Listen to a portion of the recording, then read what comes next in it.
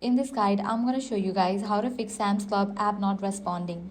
Let's get started. First thing you want to do is check your internet connection. Make sure you have stable internet connection. You can switch between network, Wi-Fi and cellular data. Next thing you want to do is check for app update. So head over to App Store or Play Store, search for the app Sam's Club. Once app appears, if you see the option of update, click on it. With these, your problem might be fixed. If not, you can clear cache for Sam's Club app.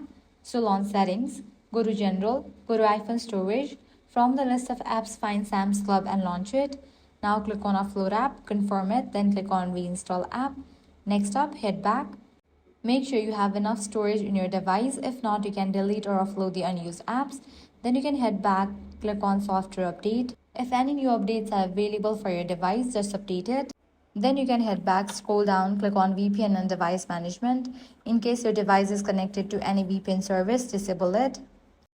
Next, you can check the server status of Sam's Club. So head over to the website Down Detector. Search for Sam's Club. If you found any outages, wait until the problem will be restored from the end.